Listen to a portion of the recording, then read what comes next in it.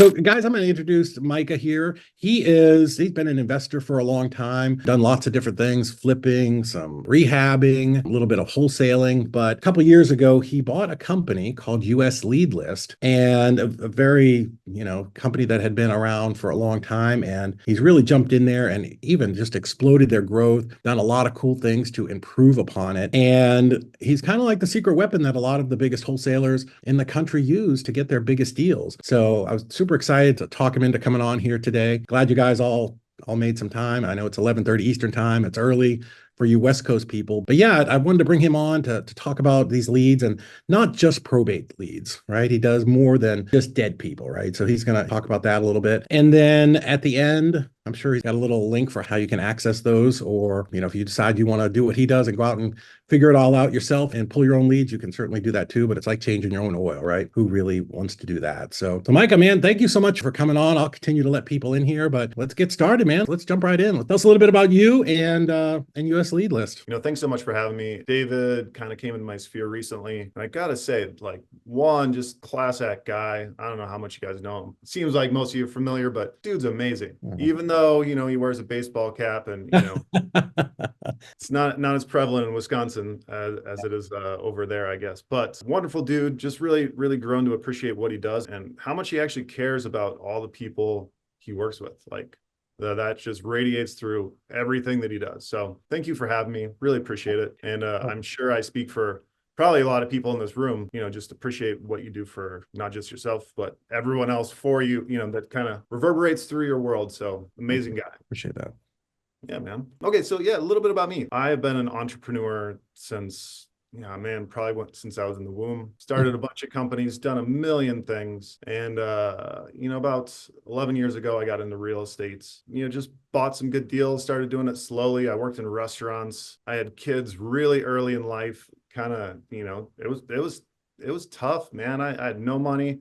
I'm one of seven. So we're just middle American blue collar family that basically I had nothing. I was in the middle and struggled to just basically get by, really. But I got a chance to do by selling some of my real estate properties was buy this company, which was a super cool opportunity, really interesting process. If anyone ever has a chance or would like to talk to me about that, I'd love to kind of fill your brain with what I know. But really what we do, what inheritance list is, our main product, is basically an evergreen channel of what I think are the biggest deals out there. People die. That's a fact of life that happens whether we like it or not. And what we end up seeing happen is, just kind of these basically sales events of these legacy properties. And, I was talking right before you guys all came in, David was saying he was listening to a podcast I did with Brent Daniels, but I literally just closed my biggest assignment ever this last week because of this situation. This family owned this legacy property and got it under contract, and I made $250,000. Seriously, this happens in a good market, bad market, anytime. This, probate inheritance, it's pertinent to marketing. I'll tell you guys right out of the way, probate is not like gasoline on the fire. It doesn't explode. You have to be consistent, show up, and work these leads over time, because there's so much complexity that happens, emotional complexity, logistical complexity, and David helps y'all with that. But if you can kind of show up in a good way, these are the most profitable deals. I can tell you. You work them just a little bit different than your normal, like we buy houses leads, right? Because they're people that are going through some stuff. That's exactly right. For me, I love people, right? I'm a people person. I care about people, and I want to help and create win-win situations. And so this is a sensitive topic, right? It's funny. I have a little bit of an identity challenge talking about what my company does sometimes, because, to mail people who are going through maybe the hardest thing ever in their life, to insert yourself there. To me, there's a right way to do it and there's a wrong way to do it. That's what I've really kind of focused in on a lot since taking over this company 3.5 years ago. But we can go into that later. That's kind of what, I can help folks do with templates and different, kind of tactics to work with people in that emotional scenario. But yeah, a little bit about the company. It was started 18 years ago by a couple dudes named Lance and Terry. Good old boys. They started the company, I think it was '06, and just grew it. They did a little testing, and this thing took off for them. And since then, like I literally still have legacy clients from 16 years ago. We're serving leads to. I just want to say, like, that's really unusual in the real estate space. Yeah. We're always hopping from one thing to another, but the core tendency of our clients have been with us for over a decade. And in that decade, the best of them, they just keep on marketing. They keep on pushing to the same list, the same thing, that they're going back and reaching out to them, because at some point you're going to be able to monetize a deal on there. You just have to do it in the right way. So yeah, I mean, basically we publish a monthly list that we garner every month, and every year we're helping folks create millions of dollars of profit with our list. And so for me, that's a really cool position, growing up as a poor kid with, nothing to share, nothing to give anyone other than my personality. Well, let me ask you a question. And I know you talked about how we should approach these people just a little bit differently, and you can help with like templates and things like that. Talk about that a little bit. And also, is it better for like us to reach out to them like phone and text, or do you find that like mail works better? You know what I mean? Like, what's the kind of the secret sauce there? Yeah, I think mail has always been the best performer in my business when I'm using. You can just do it in a much more subtle way. It's non-invasive. It shows up in their mailbox. And while we're talking about that, it's worth mentioning that crappy mail is crappy mail. So if you're paying for the least expensive postcard, A10 envelopes with a black and white printed on letter, like that stuff just doesn't have the same impact as creating something that reflects your person. Good marketing is doing things that other people aren't doing at scale and basically announcing in a better way. And, I think a lot of investors don't recognize the opportunity that we have by just adjusting what our direct mail piece looks like. It doesn't have to cost a ton more money, but a nice looking envelope that's classy. For me, when I'm doing my marketing, like I'm trying to imagine an envelope that you would find on the Hallmark pile. It's like, Yeah. it's delivering a message of importance and significance. And so I kind of dub the main letter that I use a condolence card. It doesn't say or talk about death, and that's an important thing, but it looks like someone saying, hey, I'm sorry for your loss. Jump in there for 1 second. I think direct mail is something that the art of direct mail has gotten a little bit lost the last couple of years because technology has changed. And, ultimately marketing is always the same, right? What changes is our method of deliverability. And, when I was coming up in 2002, 3, 4, like those were the big courses that people taught was about direct mail. And I won't get a ton into it, but the first step in direct mail is getting it opened. Right. So I think what you said is exactly right. And, you talked about like a Hallmark card. That's exactly what they used to teach us in webinars and boot camps and all that 20 years ago, was like you literally go to the pharmacy and, every month or two, someone comes in and cleans out all the Father's Day cards and throws all those envelopes away. Like they will give those to you, or you can just buy them. Right. But yeah, exactly what you said. Those envelopes have a much higher open rate compared to the number 10 envelope, with just printed and, it's got a label, or whatever, prepaid stamp, postage and stuff. Yeah. So no, you're absolutely right. And I think that's something that a lot of people that have never done mail, that's lost on them a little bit. Absolutely. And another thing about mail is like, it's never going to go away. I'm sure all of you are sophisticated. We've seen over the last, 18 months what's happened with texting. That's going to continually get clamped down. It's going to keep on changing. That's going to get tighter. There's this big boon for AI right now. So AI callers, AI texters, chatbots, all those things, that's going to be regulated too. AI calls are already illegal. They just passed legislation a couple weeks ago. And so, I mean, even the same with phone calls, right? And I'm not saying that you shouldn't use those things, because I actually do text and call these people in a legal manner, but I like direct mail because one, it's physical. I can impart some part of my personality into it, and it's not going to go anywhere. Our economy is too dependent on it for it to be, made illegal by some means. I think that's a really good consideration. So yeah, I start with direct mail. I hit with letters, and we send them on a cadence, every 3 months. We're just following up. We're not like pounding them, but every 3 months we're circling back, and we want them to think of us, as soon as, be it logistical, be it emotional, whatever it is, once someone kind of untangles that knot and allows themselves to consider the fact that this property is a burden, it's costing money, I'm ready to let go. I want to be the first person that they think of and say, okay, I'm going there. Do you have any kind of like data or any feel for, after somebody passes away, like typically how long it takes for their heirs or the estate to be like, okay, we're ready to do this, right? Because I've walked a lot of houses with, surviving children and husbands and wives, and it's, it's a difficult thing. I mean, to all of us in this room, where real estate's literally a commodity, something we pick up on the side of the road and set back down on the other side of the road. It's meaningless to us because we do it so much. But, to someone whose mom or dad or sister passed away, dealing with that can sometimes be a little tough. And we have to be sort of aware of that. But what's the number of touches that like it typically takes for you, and I know you do this at a real high level, or a time. Do you have any feel for, for that? Well, I mean, touches is, for me, I used to do 8 touches. So we would basically be in contact in front of this person for 2 years. Yeah.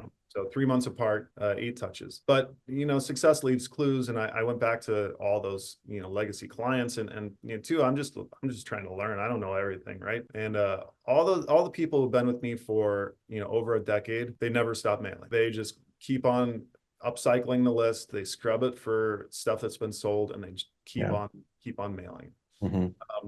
As far as when it sells, or kind of how soon that takes place after the death event, average time frame is 8 weeks. So, really? Okay. yeah, which is pretty soon, and that's strictly probate. And maybe after this, I'll talk a little bit about what the inheritance list is, because it's not just probate. Right. I know you do more than it's more than just probate, right? Yeah. So 8 weeks is when they're typically opening up probate, but I mean, that's an average. Sometimes it's sooner. Maybe they saw this coming, they had everything prepared. A lot of times it's literally years later. And so it really just depends case by case. But to what is the inheritance list? What's the product? What are we creating every month that I think is the most valuable data piece in the death space around real estate? And so it's basically 3 components. The first is surviving spouses. A spouse dies, someone else who's a joint tenant on the property, they're named on the deed, they're still alive, but their circumstance changes dramatically, right? This person who they lived there with for X number of years is gone, and it's usually impetus to sell the house, or can be. The next is trust. And so if it's in a trust, they planned ahead, and they, got that. So it's going to basically bypass probate and go to whoever the beneficiaries are. We're also searching for that. That's part of the list. And then the last component is pre-probates and probates. And so this is where, there's no one else who on the deed itself is alive anymore, and it has to be gone through probate, this legal process of allocating whatever the value of the estate is to the beneficiaries.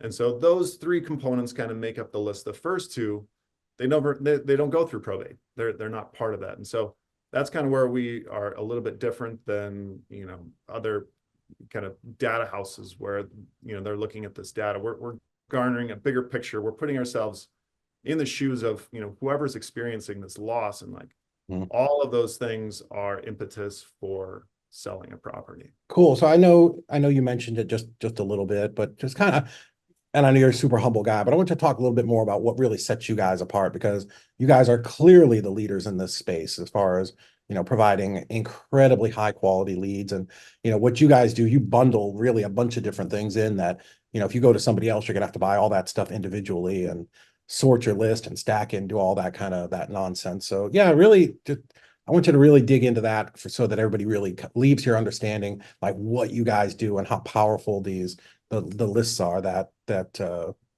you provide. And also, you can talk a little bit about like, there is limited space, like you're not going to do 20 people in one market. Well, I mean, I think it's good to recognize, what most data houses are doing. There's 4 main providers of, basically the national file, CoreLogic, Data Tree, Atom, and I'm forgetting one. Anyway, but basically they're all compiling, this national data, and that is basically the founding blocks that any data service uses to create lists, period. And so each one has their own little nuance. Atom Data is really good at foreclosure data, and then they sell that to the other three, and there's a reciprocity between those big players. And so we internally have that national file that we're using and basically taking all of this input data, which is basically death. So if someone dies, we bring it in from 4 different separate channels and internally compile it. And that's really important because we don't have it's not an out of the can solution. We built our own coded and built our own algorithms to make these matches and find I guess all of the little pieces and places where a data scientist is not an investor. They don't understand the concept of all it takes is one lead to get 30, 50, $100,000 profit. And so they're looking broad strokes, easy ways to program. And so we really took it upon ourselves to reverse engineer this thing and pull in the most opportunity and figure out how to make it the most relevant for investors, because we are investors. And so that's really important. I mean, as far as how we do kind of rules in our marketing and different things like that. So we really think that we build the best inheritance list, period, the best data product around that. And so we intentionally cap our sales. We sell 3 seats in any county, period. And you can ask people. I was just talking to Brent Daniels the other day, and he was on our wait list for 6 years to get Maricopa in Arizona, where he operates. Yeah. And so that's something that we just don't budge on.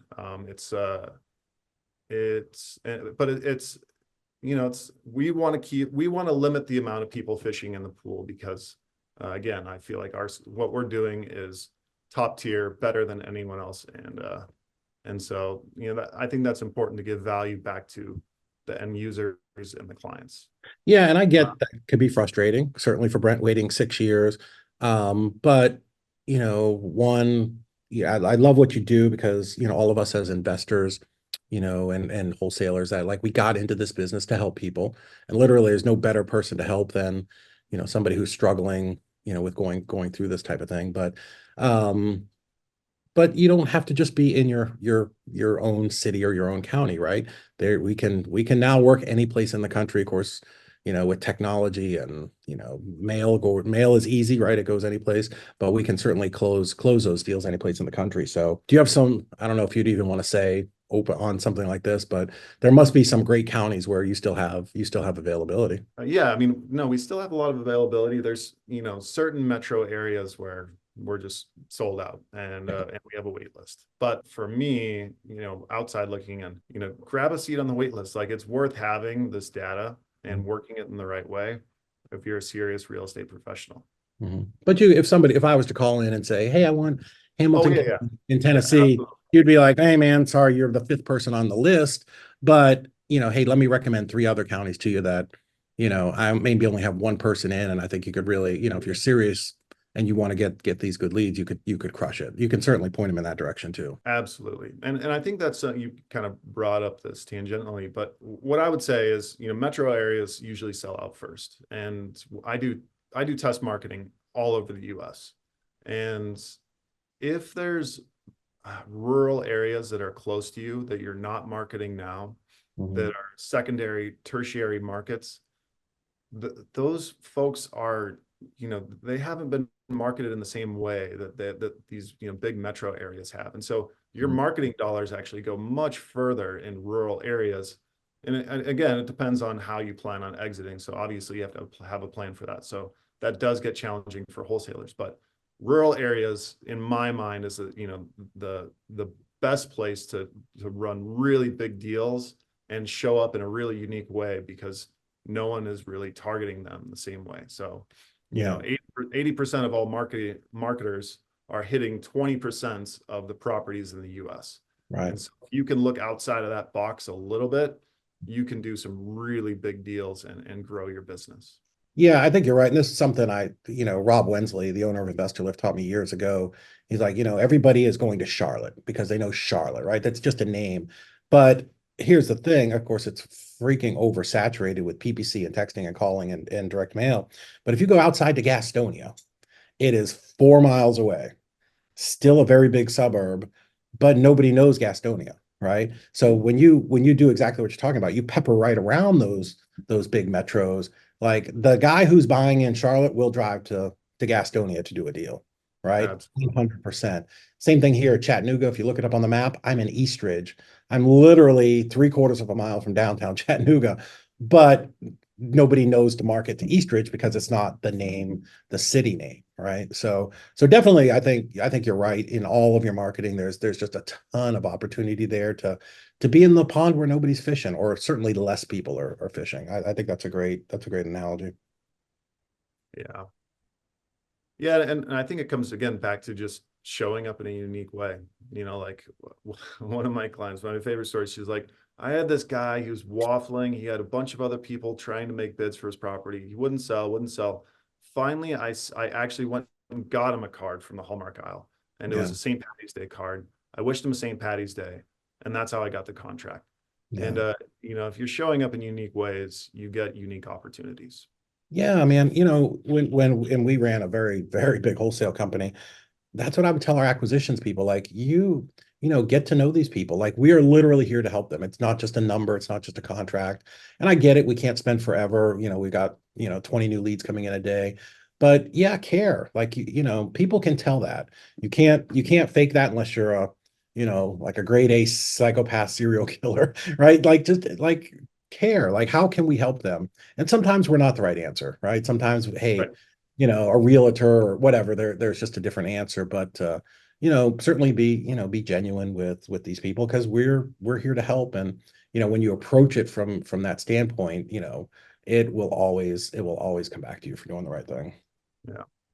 One other thing I think it's important to consider is that, you know, and I'm not saying this is unilaterally true, but when you're marketing to probate and this group specifically, I don't find myself in a really competitive pool of investors. It's not like a PPC click where, lead where, they went and they shopped for other people and I got to throw my hat in the ring and try and find someone. I end up creating an emotional connection with someone and through active listening, I'm solving problems and they're not trying to find anyone else. They're emotionally committed to me because I'm showing up. And and so I'm alone in this deal with them trying to solve their problems. And I think that's a really big component why probate deals, Mm. death related deals are some of the highest margin. It's because usually if you're doing this right, there's less competitors. And so you just have to fight for the lead best, less than you would otherwise. Yeah, and this is the spot where I love direct mail for probates. One, it's an incredibly targeted list, right? So we're not sending out, unless you want to mail to a ton of counties, you're not sending out 5,000 pieces, right? You might send No. out a couple of hundred. So it's a very, very, very targeted list. You're sending it out pretty pretty quick after the event, right? After something happens. And even though they may not be willing to sell today, that's there. They've opened it. Oh, okay. Hey, someday when we're ready to sell, I've got this, and they put it in the drawer. Whereas it's different from the guy who wakes up at 2 o'clock on a Sunday morning, which is when I got my most clicks on PPC when we ran nationwide campaigns, and they're in like some kind of a panic, right? It's just a more of a slow burn with inheritance and probate, that type of stuff. And then I think the reason we get the biggest spreads is because these are oftentimes older folks. They've owned the property, that maybe it's free and clear, or there's a ton of equity pay down. So one, we can get those discounts. Two, the properties are probably a little bit dated. They probably need some work. So the heirs realize that I can't sell this for top dollar because I'd have to go in and strip the wallpaper and the green carpet and all of that type of stuff. And that's where we can come in and really provide provide that great, solution, really, like literally like a turnkey solution of, hey, I know you're going through a lot and probably don't want to deal with this. I can, and you got way better scripts than me, but I can solve this problem for you, which is ultimately Absolutely. No, I think you hit the nail on the head. I mean, that's basically what it is. I don't actually have a script when I'm talking to folks, or yeah, when I'm training my acquisitions. I train people to ask questions. yeah, Um, in a negotiation, the person who wins is the one who has the most information.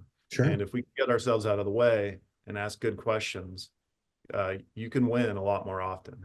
yeah. But you just got to, you got to get yourself out of the way. Yeah, Sometimes and rather than done. that's finding out what's important to them, right? Maybe it's important to them that they don't want to go in the house. Like I remember clear as day, I went to this property here in Chattanooga, and the girl would not get out of the car. She literally rolled down the window, handed me the key, and said, "You go in." Like she just couldn't do it. Oh, And yeah, listen, I get it. Like I understand. Like, and what she wanted was not to ever go in that house, not to ever have to clean it out. Like that was what she wanted. So yeah, talk to those people, active listening, ask good questions. How can I best help you? How can I serve you? What is it that I can do? And sometimes it's going to be the highest price, right? That's okay. My yep, God, like I don't ever begrudge somebody for wanting the highest price. I want the highest price. But absolutely, other times maybe it's not that. Maybe it's helping them move some stuff or whatever, right? Like everybody's situation is different. You do this long enough, you hear a lot of cool stories. absolutely. One other component that I see, and I partner with a real estate agent, is that not every home is a great opportunity for me. Yeah. But when I'm sending out letters, almost every time I get solicited back by someone's realtor that this place was fine. It was basically market ready, and they're selling it. And so uh to me, like, one, that's a good indicator. Like, I like getting calls from realtors, and to me it says I'm in the right spot. But Mhm. two, there are properties that I literally just pass on to someone else, an agent, and he lists them, and I get a referral fee. Yeah. And so I'm sure you guys are doing that already, but if you're not, you should be. Have someone good. You're already doing lead generation. Have someone who's willing to pay you part of their commission and make money on those leads that are unmonetizable. Yeah. Yeah. I see a couple of comments, and I probably should just wait till the end, but yeah, not every property needs to go through probate too. There are certain states where you must go through probate. Depending upon how the deed was written, if there was right or survivorship, but like 100% of property has to be probated in like Hawaii. A lot of times it has to be probated in Florida. In fact, I'm getting ready to probate two pieces of property in Ocala from my dad who passed away 10 years ago because we never did it for my mom. But yeah, there are certainly a lot of states where you don't have to go through the probate process, where you can, if you can get everybody on board, the surviving spouse and the heirs, or just the heirs if there was the last parent, and get affidavits and stuff like that. So there are some times when you can get around that, and that's one thing that if you're a client of ours, we can certainly help you with. Absolutely. Yeah. Um, one other thing that I want to talk about is kind of this term, and it's cliche, but the zombie properties. Yeah. Um, you know what we do in our business is we send out direct mail, and there's a certain bit that gets returned to us. So we use first class mail, first class handling of Yeah. mail like that, and that's for two reasons. First is that I want my mail to be forwarded to whoever's in charge. So a lot of these, like I said, they're pre-probate. So first thing that happens, I'm putting myself in, someone who died. It's like there's literally an estate. There's a bunch of logistical things that have to happen on behalf of this person who's no longer with us, right? So if I'm not local, I'm getting the mail sent to my house. I'm forwarding it to my place, so I can stay on top of bills, whatever it may be, pay the heat, all those things. And so first class handling is really important, because if you don't pay for that, they won't forward it on to the next person. I've been doing this 20 years and I never realized that was the thing. Oh, That's really? actually great info. Yeah. Um, the other important thing is that if they can't forward it, they'll send it back to you. So for me, I have someone whose job it is to literally go and we do manual research to figure out, why did this letter get returned back to me? Is the property vacant? And on the top, a lot of times they'll just say, they'll write on there vacant, or they'll write deceased and they'll return it to me. Mm-hmm. At that point, I'm going back and I'm looking on the records, because we also include skip tracing on our list. And so Wow. we look for, we skip trace the person who passed away. We find their spouse. If we can find one, we skip trace them. Oh, cool. And then we skip trace 3 additional relatives who at some point lived or had their mail sent to that property. And so we go back and we manually call each one of those people, because if I can send the message to someone who didn't realize until I tell them that, hey, I sent a letter to this property and I am, trying to buy it, but it got returned to me. Do you know what's going on here?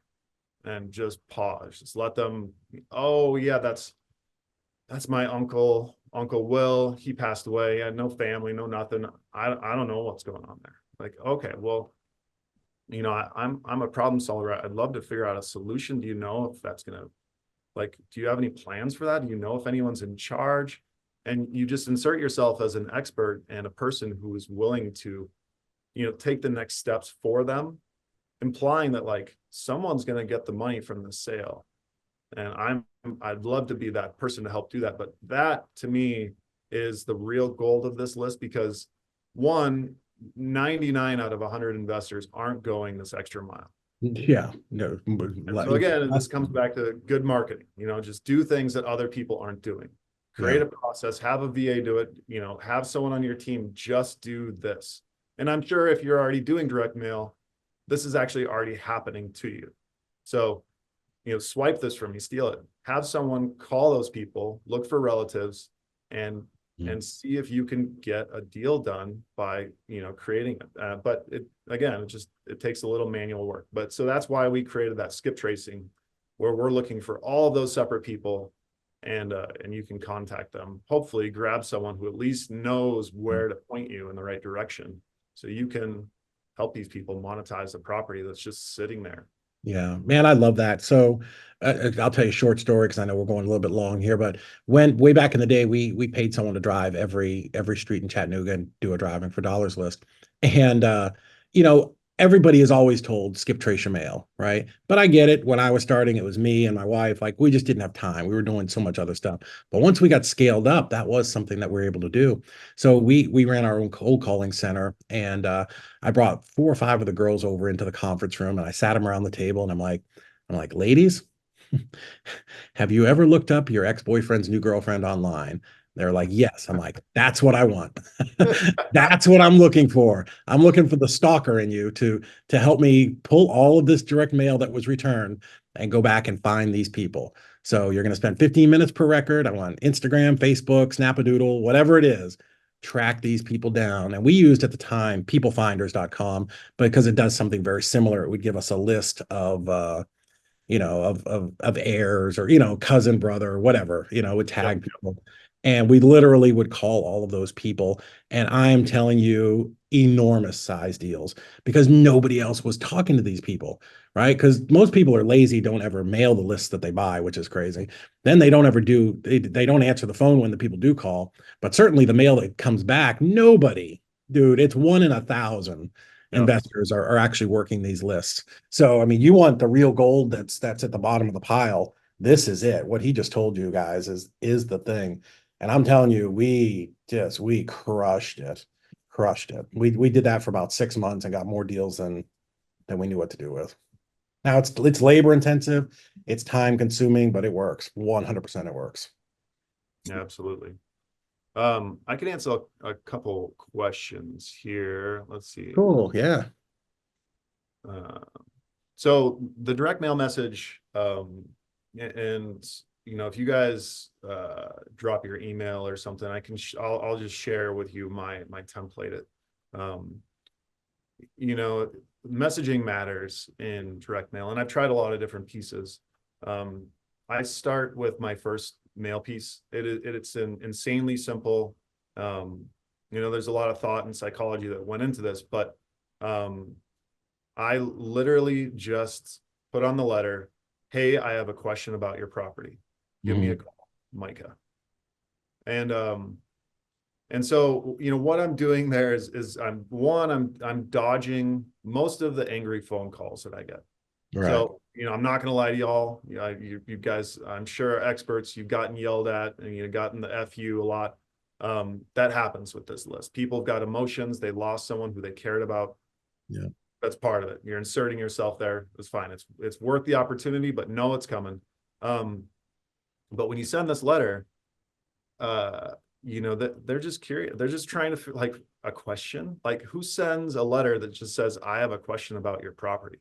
And so this literally 5x'd my response rate to my direct mail. So, on average, I was getting about, 1.5, 2, sometimes 3 if I caught it, whatever, the wind was blowing the right way. But consistently with that letter, I've been getting, 6 to 7 to 8% response rate. And so, yeah, you got to triage some calls. People don't realize what you're doing and whatever, that's fine. But what you end up garnering with that open letter is all of the maybes. If you just said directly, hey, I want to buy your property, they would make a snapshot decision about you and what your letter looks like and what they're thinking, what they're going through in their day. And they just say, no way. But with that very open-ended letter, you're getting the people who likely will need to sell, would sell to you if they knew you, and they're calling you back, and you can win them with your personality. You can win them by having an authentic, real conversation with them. And so that's my first piece that I always start with. After that, I start getting a little more direct. I'll the next one, it's, I don't think we've even mentioned this. So part of the company that I bought, it's US Lead List, but I also own the original yellow letter. I think it's John's yellow letter. Were you around back then? Yeah, man. I remember yellow letter. Yeah. So he when he retired, he sold it to those guys, and then they've just continued to operate. So we do direct mail. We don't do postcards. We only do letters. So yeah, after that, we start getting a little more direct. I send them literally the same original yellow letter that they put together forever ago, which, everyone has now. It's not like we're the only ones. I send that. I send another more professional looking letter after that. And then I just hit them with postcards, nice looking, like solid postcards, because after those 3 touches, I'm getting the most relevant ones. The rest of them, I'm just trying to stay in front of them. They've already opened those other letters, I'm sure of it. And I just want them to think, Micah buys houses when they make that decision. Cool. Alex, you have a question? Oh, go ahead, no. David. Oh, no. Somebody has a question. No, Alex has a question. Let's take him first, and then we'll come back to what's typed. Hey guys, thanks for the info. It's great stuff. I do have a few questions. I do probates, and I've been doing it for quite some time. And my list is pretty big. I know Dave mentioned maybe a shorter list, but my list is about 12,000 plus in probates, and I scrub them every month. And matter of fact, I'm just about to do a drop right now this week. So I do that, and I do a couple different angles. I do a postcard, then I do a letter. But the letters, I'm doing it's like could be around 10 grand sometimes. Are you how big's your list, Micah? And are you like, is that around the budget or a lot more for mailing? So it depends. So I have a main area where I work. I'm in southwestern Wisconsin. That list is about 6,000 or so. And I mean, for me, it is expensive. It is more, but that's, data from the last 5 years, Same, yeah. So, typically when I'm remailing those, you know, I do more deals at the beginning. When I'm remailing those, I usually pull a deal or so out, and it's for me, it's just again, it's straight ROI. Like I'm looking at how much money am I making versus what I'm putting out, and you know, I'll trade $6,000 or whatever for you know $45,000 any day. 100%. Yeah, agreed. Okay, cool. Yeah, I'm the same. It's like it's an investment, not a cost, for sure. Exactly. What is are you able to share your mail house, or let me ask you this: the letters you send, are you using a mail house, or you just do everything in house with your team? So we do everything in house for letters, everything, all the postcards. I outsource that. Okay, cool. Wow. So Okay. yeah, I mean, I can drop the. I feel ashamed. We have the same website. You know, US Lead List has been my baby. That's what I'm super passionate about.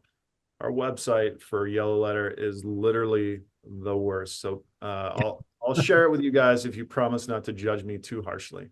I had one other question. Again, like I'm in probate, and I've been in that space for quite some time. I am definitely interested in the pre-probates. This is, and I understand it could be, you know, like you said, a spousal, or it could be in a trust or pre-probate. When it is like a pre-probate, that's more of a long play, correct? Meaning like you have to like nurture that and like really stay in front of them or touch them many times to build that. Yes and no. You know, last year I did a deal in Madison here. This kid lost his mom. I mailed him, you know, so when we're generating our data, our monthly data, we're about 6 weeks after the death. So that's on average, but 6 weeks after the death. So, you know, typically it's before on the average probate starts. I mailed this guy, and you know, right away it's like, I need to sell this thing. You know, he's a 20-year-old kid. He lost his mom. And you know, he didn't have any idea what was happening. I walked through the property and asked him how much he wanted for it, and he looked at me and he says, "I'd like $25,000." And this is a $200,000 condo, and and so there's that kind of scenario. And then, you know, on the flip side, there's, you know, people who I'm you know, been following up with for literally years now, and there's a deal there. But you know, the win is in the follow-up. Yeah. And I mean, but so the pre-probate, I'm not talking like trust or surviving spouse. I'm talking about pre-probate. Yep. Like, so that you were able to buy that. Did you buy like the interest of that estate or something from the kid? No. So I got it under contract, and I helped him get it through probate because he had no idea. Okay. And two, you know, part of that was, and this is just a good leverageable play, offer to pay for probate. Because you know, and that's a double-sided win, because one, you control the situation even more, but two, you start sending money to probate attorneys in your area.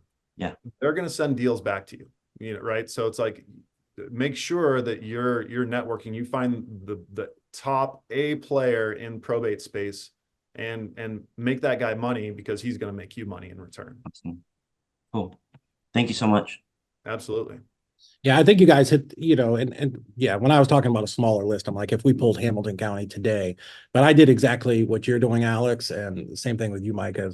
When we were doing mailings, we just compiled it all into one list and just kept growing and growing it and just hitting it over and over and over and over and over again. So no, you're definitely the right thing there. Cool. All right. Anybody else have questions that want to jump on here real quick? Aaron, I had another question. Sorry, guys. Skip tracing. Like, I know there's a lot of, there's so many different ones. I do get a lot of return mail, Micah, and so I mean, we use been verified, True People Search, Tilo, Intellis. I mean, they're all, we get it from one source, right? A couple sources. I mean, so the main gatekeeper of all of that information is the government, and then the credit bureaus, actually. And so really it's coming from those two sources. And I think the relevancy of the number just depends on how tight that kind of feedback loop is when was it last used, kind of all those different scenarios. True People Search is a great manual tool. Like if there's something that I don't have, I'll go and search there, or like it's just a little one-off. Like that's what I use, and 90% of the time I can find the contact with that. Yeah. The trick with skip tracing, and I've explained this to a lot of people, like go skip trace yourself. I've skip traced me because I've lived all over the country, and every number that comes back was at one point a correct number. Right. It's just not right today, right? So, depending upon your person who you're looking up, like I've lived in Miami and Homestead and all over Florida and, Boston and, all of these different places, like those are all legitimate numbers. They just belong to somebody else now.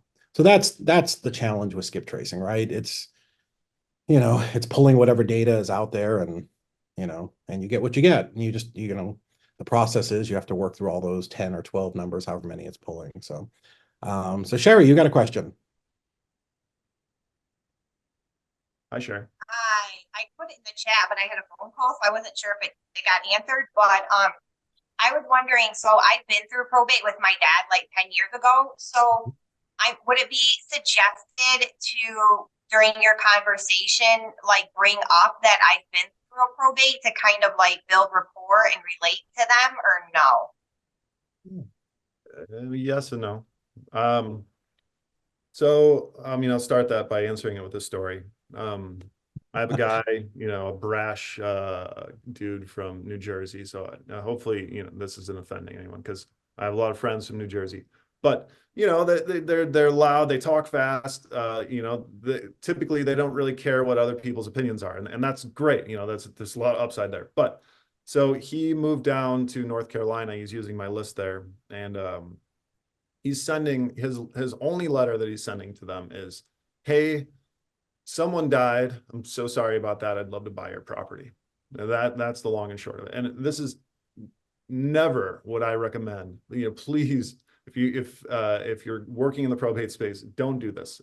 Just if you value people not yelling at you. So anyway, so this guy, he uses my list, and I didn't know that's how he was using my list. And he got on a call with me. He's like, "Man, I've got this great letter. I'll share it with you, but don't share it with anyone else." That's how he primed the whole thing. It was hilarious.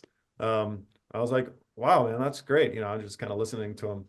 And he's like, "But, I did 202,000 with just your guys' list last year with this letter." And so I would say it's better than doing nothing at all. But for me, I always want people to tell me. So, I always start the conversation with questions. I always try and have them divulge to me that, hey, someone passed away. As soon as you get that information, absolutely, like, make yourself a human, make yourself, familiar with the process, the pain, whatever it is that they're going through. That's what I would recommend. That said, everyone's got their own style, and you got to march to your own drum. Okay. I think if it comes up when you're talking to them, and there's a place where you can insert that, for sure. Like it's good rapport. I might not get as deep as, "Hey, like I went through all the process, every single thing, but hey, I certainly understand." I say that, right? "Hey, I certainly understand. When my dad passed away, there was a lot of stuff that we had to deal with, and it was a little bit challenging for my mother and my sister, who did a lot of it. So, how can I help you?" Something like that. Right. Empathy. Like we definitely understand what they're going through, for sure. Yeah, precisely. Sorry if I'm a little distracted. I'm trying to grab all your guys' emails while I do this, unless there's a better way. Yeah, I'll send you the list of if everybody who signed up should have given us their email, so I'll give you that list. Oh, that's way better. Okay, cool. Yeah, much faster. And the chat can be downloaded. Yeah, plus we could download the chat too. So, well, cool. So, Michael, what's the best way for people to talk to you and either get on a waiting list or get some of these leads? Yeah, absolutely. So let me we'll come back, then we'll come right back to Dustin after that. Probably the best way is to go to my website. And I wanted to put together just a little bit of a cool offer for you guys. So use this link when you do go, so I can kind of talk to you about that and know what's happening. But there's a couple things that I didn't talk about yet, and I think one of these is especially important. So my team and I, we dubbed this the insiders list. And just so you guys know, before you ask, we won't sell just this list. But so I'm sure all of you are familiar with the Pareto principle, 80-20. There is 20% of the population who are investors. Those people die too. What we compiled is folks who have multiple properties are much, much more likely to sell those properties and to sell them quickly than someone who lived in a house, who it was their home estate. And so we compiled a list of all of the people who are landlords, and we add those to a tab on the list that we give you every month. And so you can target these people, and you should target these people in a way that is much different than the rest, where you're following up with them, you call them right away, whatever it is, because they are the 20% of the people who you are going to do 80% of your deals from. And so, we call it the insiders list. Lance and Terry, they use this list. They bought hundreds and hundreds of houses with this list, and they wouldn't sell it. It was a secret that when I bought the company, they're like, and Micah, there's this secret list, they're like, send it to me under the table. And at first I was like, wow, there's this secret list, and what I realized for me is that it's just too big of an opportunity. Like, there's no way that I could touch everything on this list. And so, in your county, you'll get a specific record. It'll show what properties they have outside of just their home, and you'll get that relevant list every month going forward. And so, again, it's just like targeting the right people, sending them the right marketing material at the right time, having the right conversations with the people who are most likely to sell. Like, that's where big wins come from. And so, my new clients who, we transition, we weren't always doing this. Like, they still don't get that. And so I'm truly trying, if you guys work with us, that would be awesome. But if you do end up working with us, don't ignore this segment. It's a smaller bit of the list. If you want help or have questions about it, I would love to talk about it, because I just personally, I've done a lot of business with this tiny little part of the list that I've garnered a ton of opportunity from. Okay, so anyway, I put that the link in the chat. Go there. I'm not going to do some big, a slideshow, although it would probably be better. But basically, for how we do our leads, how we work our businesses, it's this. It's a subscription-based model. If you subscribe with us, we charge $1.50 per lead. That includes basically all the information. Typically, we would charge for skip tracing. Part of the package, that I want to give you guys is we will give you free skip tracing as long as you use our service. So we don't charge any of those hits. And keep in mind, like, we're skip tracing 5 people per record. So it's not like 10 cents. It's more like 50 cents per person that I just want to give you guys as value for sitting through this and being here, with me being nervous. Anyway, so to answer your question, Sherry, yes, there is a startup fee. And what you trade for the startup fee, which is, it's typically $19.97. And again, I'm augmenting that because I like this room. I like what David's doing, and I would love to see you guys have success with it. I'm going to drop that down to $1,500. And so what you get in trade for that, though, is that we go backwards 24 months in any of the counties that you're interested in, and we scrub for MLS solds, MLS actives. And so you have this big chunk of data to work on right away. And so part of the problem with probate is it's small, like David talked about earlier. So we give you a bigger list to start grinding on right away. That's awesome, man. Nobody does that, right? Like, that's absolutely incredible. And also, and I want to get to Dustin too, for those of you that are clients with EZ, if you call Micah and your county, the county that you want is taken, call us, jump on the phone with Hannah and, say, hey, here are some counties that are available. How do these line up? Are these good counties, based on what we see as far as transaction count? And, is it a probate friendly or non-probate friendly, right? Like we want to work together to make sure that you're picking the very best counties, that are out there. So, for you, if you're a client of ours, like that's something that we definitely want to do with you. So we can, between the two of us, between the leads and, the back end, as far as getting it closed quickly and easily, like we can really help you pinpoint like the right markets to be in. So Dustin, go ahead, man. I'm sorry. I didn't mean to keep you holding there. No worries. Appreciate it. Yep. So regarding this, right, this is coming from a guy who's in astro flipping, right? Jamil's way is no marketing cost, all this and that.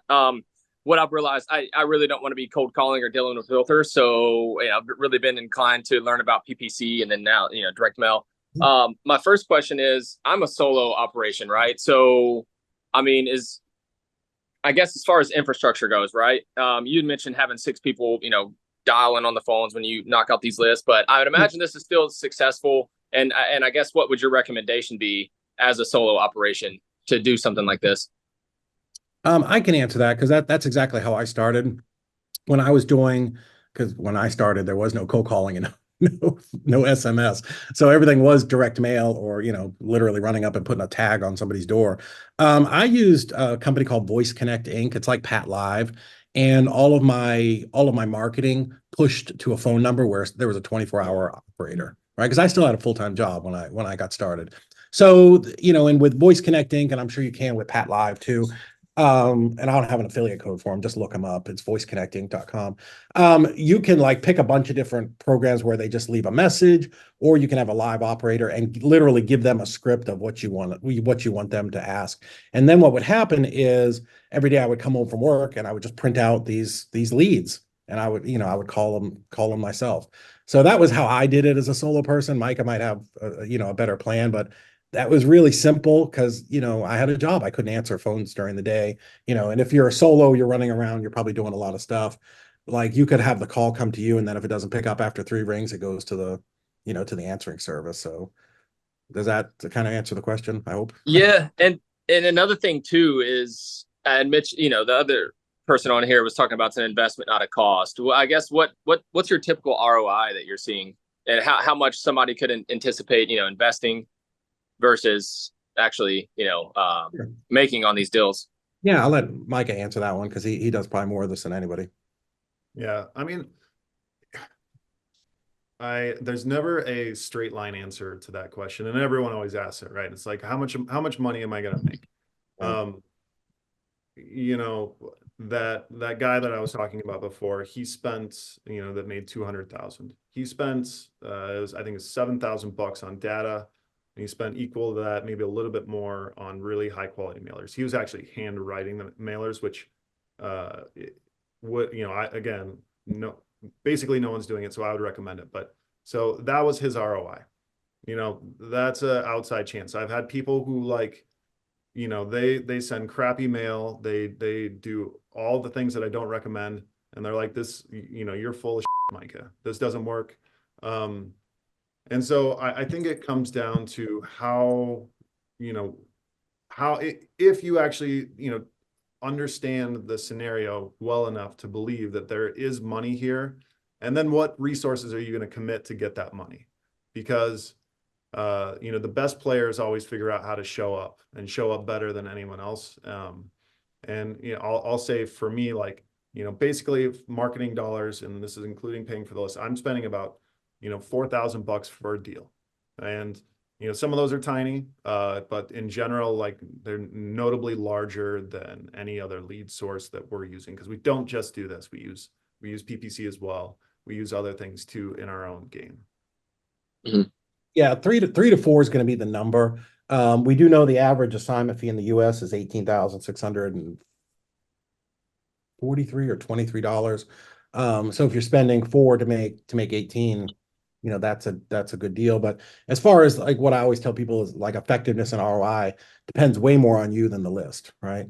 Guys, I can't tell you how many times I've driven through a town and it's a game we do. We call We Buy Houses signs to see who we can get to answer. Usually it's 7 or 8 signs that I have to call to get somebody to answer. So, is somebody answering the phone? How good are you negotiating? How good are you at comping, right? Like if you can't comp worth a shit, and this is not a you thing, right? But like if you can't comp, you're always offering too much and then you can't sell anything. So ROI is going to be so dependent on, on those factors. The list, it's a good list, man. I mean, he just told you Brent Daniels uses this list. A lot of the top guys in the country that we close deals for use this list. So I know the list is good, but then the other part of it just comes down to the individual operator, and Yeah. kind of. I mean, I love what Jamil does with with Astro and all of that, but at some point you're still splitting some of those deals. So if you could sprinkle in some probate in there where you're getting the whole 40 or 50,000, right. That'll change your business. Yeah, when I'm doing probate deals, my average profit per deal is 40,000, just above that. And so that's incredible. Significantly larger than national average. So hope that answers your question. It does, yeah. That's an incredible average assignment fee, and the reason why probates are so attractive in the first place. David, you mentioned earlier, guidance on which markets to go through, because that's another thing that I've been really considering is these primary versus secondary markets. Yeah, man. Right now, I mean, I live in San Antonio, and that's really kind of been my main market over the last year. Love San Antonio. I'm there all the time. Yeah. Super competitive. Yeah. So I guess, what's your takeaway on that? As far as, well, man, I'll be honest with you. When we used to run Nationwide Property Liquidators, which was one of the biggest wholesalers in the country, and dude, I'll put my team up against anybody's. I don't care. I'm just really confident in what my wholesale company would do. So, I'm not purposely going to go into a place with a ton of competition if there's someplace else I can be, but I'll put my acquisitions people and my dispo people up against anybody, because the fact is most people don't show up, man. Like I get there's a lot of and I know a lot of the players in San Antonio, Charles, and I mean all of them. So it is a legit, busy market. But in general, man, 2/3 of the people out there won't answer the phone. They won't call people back. They don't, they suck, right? So like if you just show up and do the things, you're going to be more successful than 90% of the people out there. So I've never let competition bother me. Like if you start letting that get in your head, it just with you, to be honest with you. We've had success in all of the major markets, gone out there and done deals in all of them. And, just because we have a great team and our team shows up and we do the thing, my operations manager says, if you do the thing works. Just pick up the phone and call people, Yeah. So I've never let competition bother me. Love it. Thank you guys. I appreciate it. Yeah. Cool. All right. Anybody else? My goodness, we've gone. Dustin, do you have another one? No, I don't know how to take my hand down if that's why you're asking. I don't know either, man. I'm always, the first time I saw the hand thing go up, I was wondering what the lower hand. Okay. Cool. All right. Well, guys, I'm gonna post this link here one more time. Make sure, go ahead and click on that so that you can reach out to Micah. I mean, absolutely, hands down, just the the best leads that are out there. So let me just share my screen real quick. Sure. I also have one last question, Micah, if it's okay after you're done, please. Yeah, of course. How areas are working. So let me go to my website here. So folks, if you want to look, just click on get quote, and it basically takes you to this map. Can I move this over here or up or something? Hold on.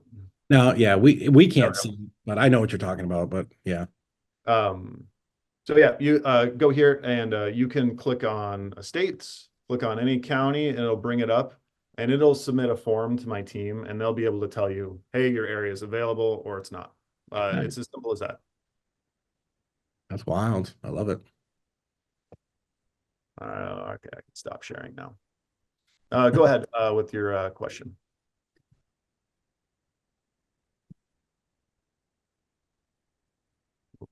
I didn't even hear who. Alex, did you have a question? You have to unmute yourself. Yeah. I'm in Southern California, Orange County specifically, and California has full authority, limited authority, and I got into Arizona, and Vegas, and probate, specific probate. And Vegas, I locked up like 3 or 4 deals, and it was supposedly full authority. But what happens, I guess, is in Vegas, that you still have to go through court confirmation overbid procedure. And I lost out like on 3, literally on, like 4 deals because I got overbid, even though it's full authority. Is there a way to find out, and like, do you have the data in different states or counties if they have like legit full authority? Like here in California, if you have full authority, there's no overbid procedure. It's just unlimited.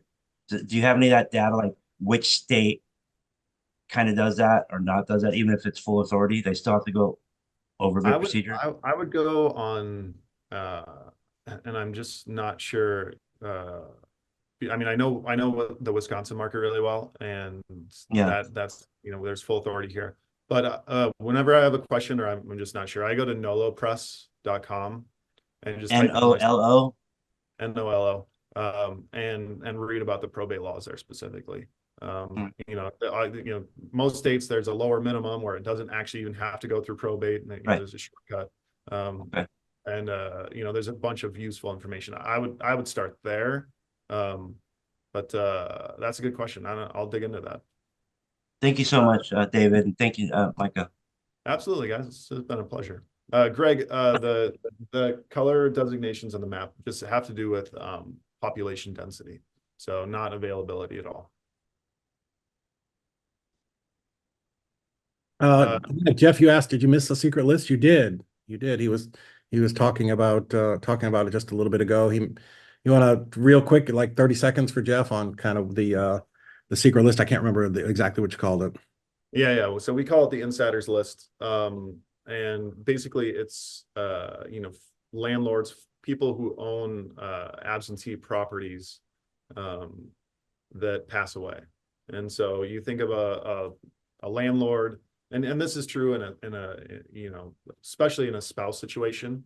So a landlord dies, all of a sudden a spouse who didn't have that responsibility to run these properties, now it's their job to take care of this. But it's true in probate across the board. This is just useful. We're just looking for folks who own more than just their home, and we're giving that to you in a separate list so you can market to those people specifically in a specific way. Call them, text them, whatever you can do. So you get like last year we bought 3 properties from a guy, all in one trust, seller financed, and we made $200K on that one transaction. And it was it was great for him and it was great for us. And so that's kind of the power there.